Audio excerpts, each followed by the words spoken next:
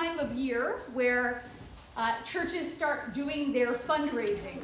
And so we have to wonder if the people who assembled the Revised Common Lectionary, the people who put together what readings we hear on Sunday, put these ones in here now as churches are beginning their stewardship season.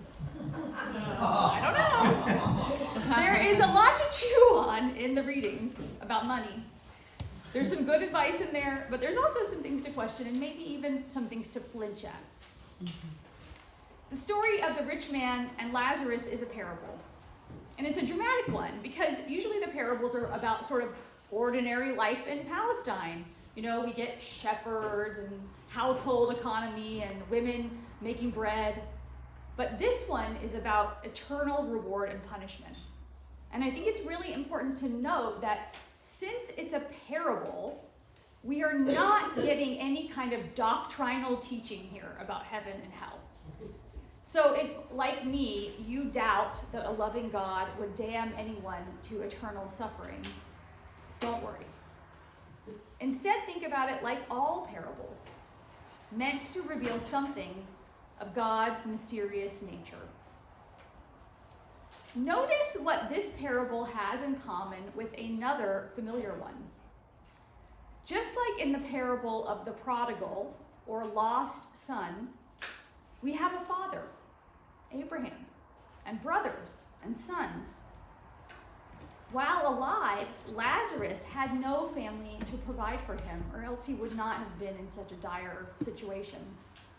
But in the end, he is restored to familial belonging at the bosom of Abraham, just as the prodigal son is welcomed home and rejoiced over in that familiar parable.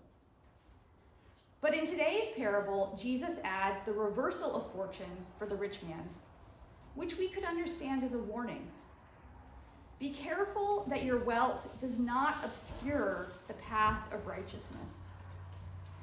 Being wealthy makes it easier to get lost, to forget that we are bound by an invisible thread of love that connects us always to God and to each other.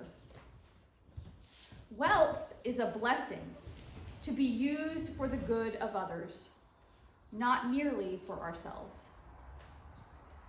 At Holy Family, we are deeply concerned for the people like Lazarus in our community.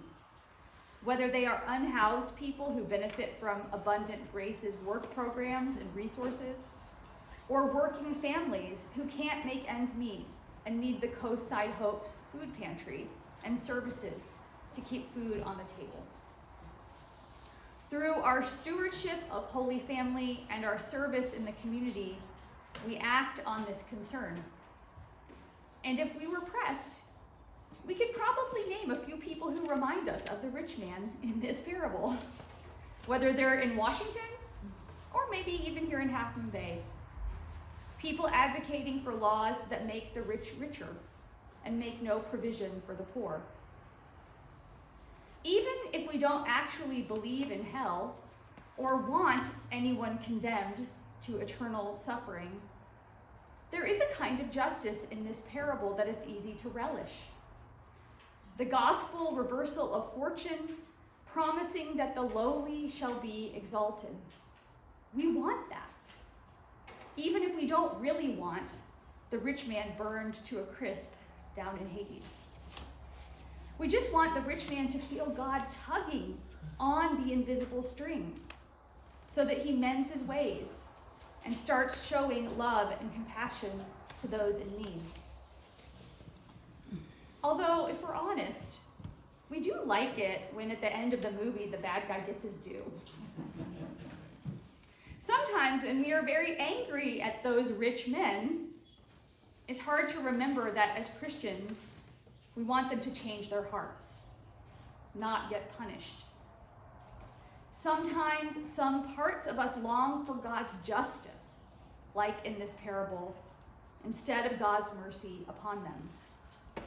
Because, of course, in this fantasy, we are the righteous ones who don't need mercy.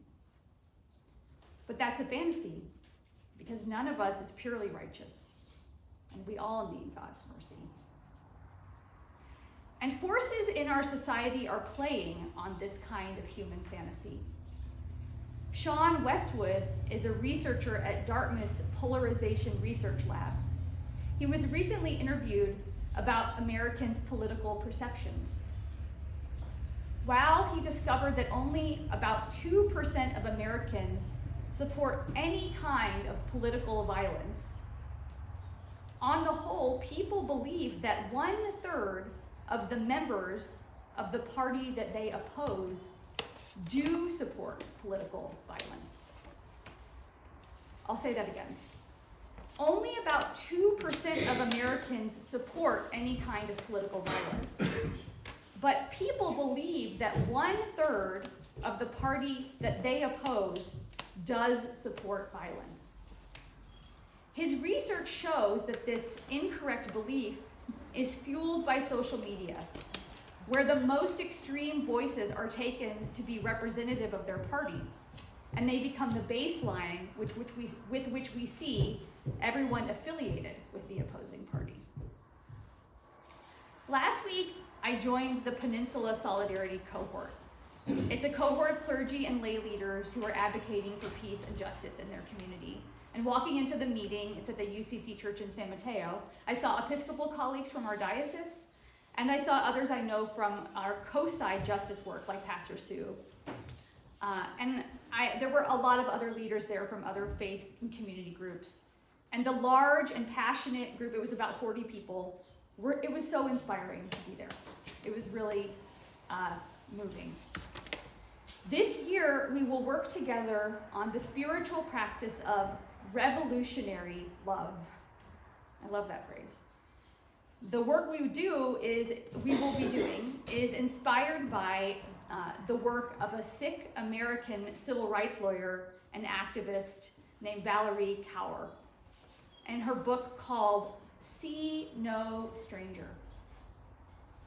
The title, See No Stranger, comes from the teachings of Guru Nanak, who is the founder of Sikhism, which developed in the Middle Ages in the Punjab. And that religion brings together sacred strands from both Hinduism and Islam. Kaur used her faith as a guide in her work after 9/11, when Sikh people were being especially targeted as victims of hate crimes in this country. And she developed this practice of revolutionary love for ourselves, for others, and for our opponents, as a way of making the world more peaceful and just. I've been thinking a lot about that phrase, see no stranger. I thought of it during the sermon that we heard here last week from our former member, Martin Schmee. He and his wife moved to Arkansas and then Florida in the last year. And it was a surprise that they'd moved twice. And in that sermon, he mentioned that since they've left, it had come to their attention that some Episcopal churches pick and choose whether to pay for the president by name based on the political leanings of the congregation. And I was thinking about it when I reflected on this gospel passage that we heard today. The rich man saw Lazarus as a stranger, as someone outside of his privileged community of concern. But we can just as easily turn anyone we think is like the rich man in the story into a stranger by labeling them as an enemy. In these divided times, it's so easy to stop seeing each other with compassion, as fully human, and to become more polarized. Jesus teaches us to love our enemies and to pray for those who hurt us. In the Book of Joy, Archbishop Desmond Tutu shares how this kind of prayer for his enemies sustained his work during the anti-apartheid movement in South Africa.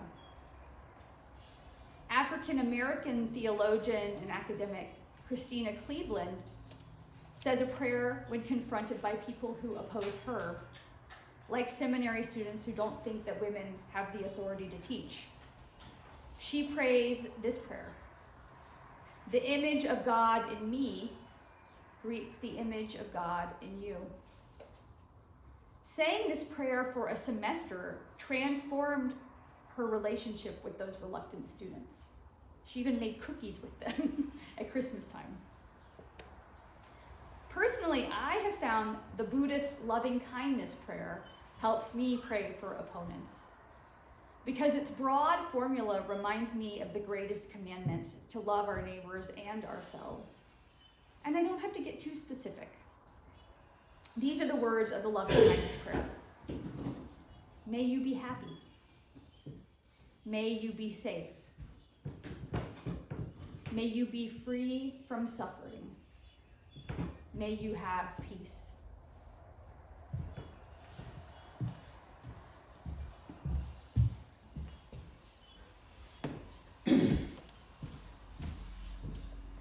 These prayers can be offered for ourselves, for our loved ones, for strangers, for people that we are struggling with, and for people that we outright oppose. A wise teacher of this practice named Sharon Salzberg says that when we struggle to say these prayers for a particular person because of anger or fear, that is when we return to praying for ourselves.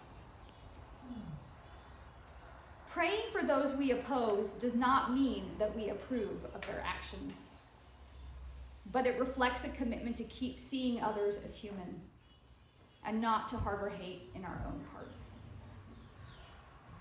Praying for enemies and opponents is a way of keeping our hand firmly on that invisible string of love that connects us to God and to all of creation. And it prevents us from seeing our fellow humans as strangers, as others, as less than us, so that we can remember that we are not lost, and we deeply long for others to remember they aren't lost either, so that God's love fills all of us to overflowing. As we begin our stewardship season at Holy Family, this gospel passage reminds us that what we do with our money and how we treat others are deeply intertwined. And these choices flow directly from our beliefs about God's constant love and mercy.